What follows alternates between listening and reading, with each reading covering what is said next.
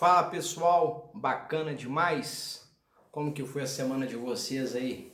Espero que tenha sido uma semana de muito trabalho, né? Mais uma sexta-feira chegou, né? Findou-se aí em tese mais uma semana de trabalho para aqueles que entendem que trabalho é de segunda a sexta, de 8 às 18, coisa que o criminalista, desde que ele é um mero estagiário, ele não sabe o que é isso, né? Nossa advocacia é 24 horas, de segunda a segunda, faça chuva, faça sol, Natal, Réveillon, Carnaval, não importa. Temos de estar presentes sempre que convocados. Mas beleza, o vídeo de hoje, na verdade, é sobre um complemento a um vídeo que eu gravei, que eu postei, tá no YouTube, também está aqui no Instagram, no dia 14/7. Salvo engano, dia 14 foi segunda ou terça-feira, né? Ele está intitulado como parte 2. A parte 2 de um vídeo. Eu fiz dois vídeos relativamente grandes, de 14, 13 minutos. E ao final desse segundo vídeo, parte 2, está lá. Que era a respeito do vilipêndio, né? Da nossa classe aí, por vários tipos de pessoas e infelizmente até por agentes de segurança pública, por ocasião de uma prisão de um cliente meu na Lei Maria da Penha, em que ele foi preso, sabemos que é preso mesmo, e muitas vezes os delegados arbitram ou fianças altas, quando cabe fiança, sabendo que o indivíduo não irá pagar, portanto será preso, né? E isso é uma situação interessante se observar, porque em comarcas, por exemplo, eu atuo muito em Ribeirão das Neves, sentenças de 4, 5, fianças arbitradas pela autoridade policial de 2, 3, 4 mil reais. Isso aí para uma pessoa miserável, infelizmente, a violência doméstica, principalmente a violência física, né? Que é infelizmente a mais comum, né, de se observar, né? O cidadão ganha um salário mínimo, uma fiança de 2, 3 mil reais, o cara vai para a cadeia, não tem jeito, né? E alguns delitos, como por exemplo o 24A da 11.340/06, o descumprimento de medida protetiva, sequer a autoridade policial tem competência para o arbitramento de fiança, né?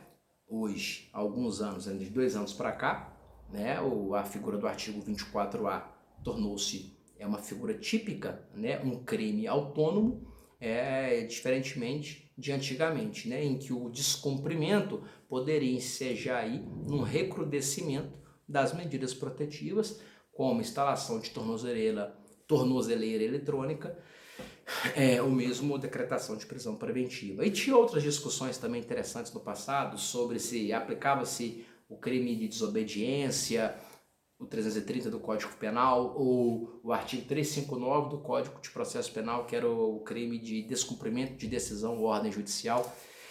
Enfim, o nosso legislador, salvo engano, em 2018, com a criação do artigo 24A, colocou uma pá de cal, e o descumprimento de medida protetiva efetivamente é crime autônomo. Mas enfim, parece que eu já fugi do tema, mas é porque quando eu entro num tema, eu gosto de falar um pouco sobre o tema. E como essa prisão do meu cliente, ocorrida de sábado para domingo, eu estive com ele no Ceresp da Gameleira na segunda-feira, né, onde ao final do segundo vídeo, né, eu faço um comentário a respeito, né, de um telefonema ou de um zap que a irmã deste preso recebeu, dizendo que era precipitado se contratar um advogado ali porque ele iria sair de qualquer jeito e que o que dependeria da saída dele não seria a atuação do advogado, e sim dos bons antecedentes dele, etc. e tal, né? Passou-se por um policial militar. Não estou fazendo nenhum juízo de valor sobre a instituição ou sobre esse cidadão, né? Pode ser que nem seja um policial militar, mas assim está no áudio que me foi enviado. Pois bem, né? Segundo ele, não precisaria da figura do advogado, porque somos dispensáveis, né? Deixa eu recusar uma ligação aqui.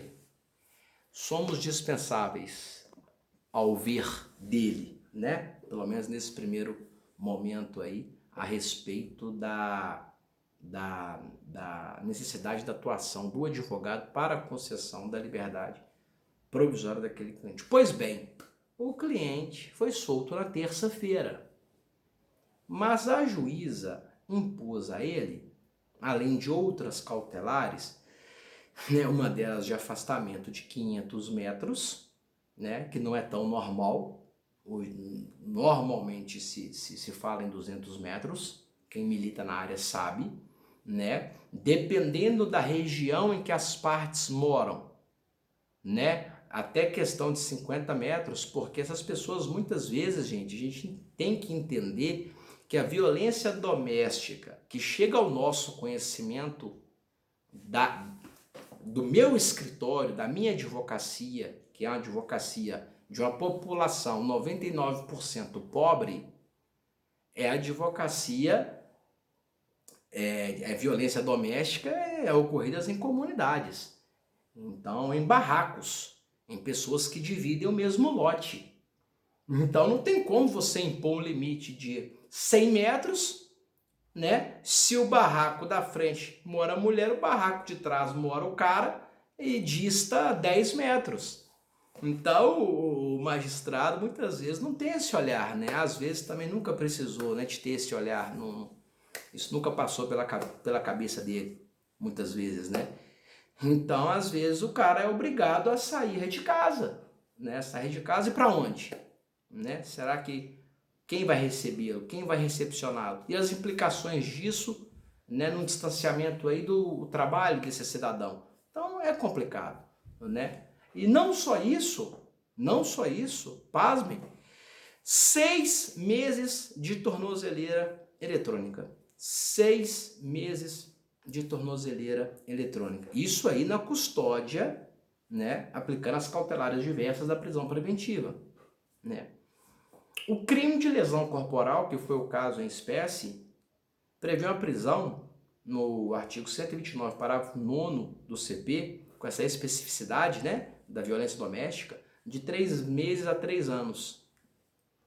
Só que sabemos que o cidadão primário sem antecedentes, a pena não ultrapassa os 3 meses. Não ultrapassa os 3 meses. O que implicaria, nós sabemos, um regime aberto e uma suspensão condicional da pena ao esse cidadão, né? Onde ali, cumprindo certas condições em sede de execução penal, como participar, né, de palestras, né, de projetos aí interessantíssimos sobre violência doméstica, ou prestar um serviço à comunidade, né, ao final, no caso de uma sentença penal transitada em julgado, o máximo que você chegaria é a isso.